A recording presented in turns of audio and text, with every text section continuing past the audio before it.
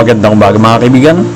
Alam niyo ba na may isang kuweba sa mundo na sobrang laki na parang isang maliit na planeta sa loob? May sariling kagubatan, ilog, pati ulap. Tara, samahan ninyo akong tuklasin ang Son Doong Cave sa Vietnam.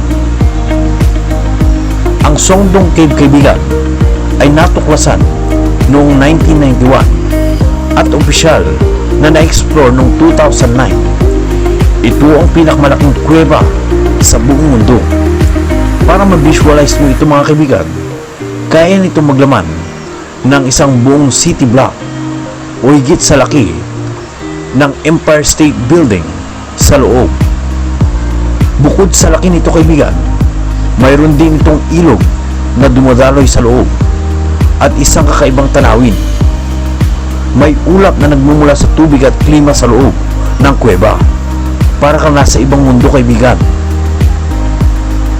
Isa pang kamanghamanghang bagay, may kagubatan sa loob ng kuweba.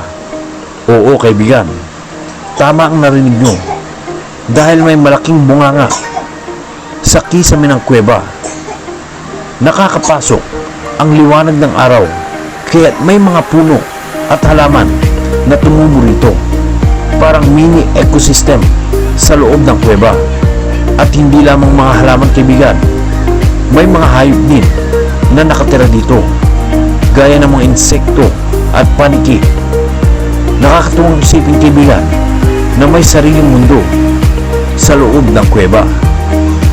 Kapansin-pansin din ang ulap sa loob ng kuweba kaibigan. Hindi ito literal na ulap sa labas, kundi mist lang ito mula sa ilog at basa ng hangin sa loob na nagiging parang ulap sa itaas ng kagubatan. Para kang nasa mystical na lugar kung saan ang kalikasan at ang klima ay nagtatagpo sa kakaibang paraan.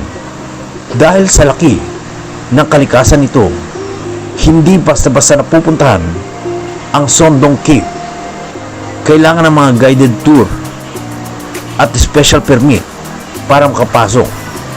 Ngunit para sa adventure seekers, sulit ang bawat akbang. Makita lang ang world's largest stalagmites at underground rivers at ang breathtaking scale na kuweba.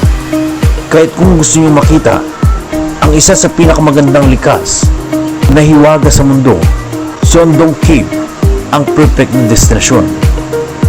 Kung nagustuhan niyo ang video ito, i-like at i-share ang video ito at mag-subscribe na rin kayo sa ating channel. So that's all for now, and as always, have a nice day everyone.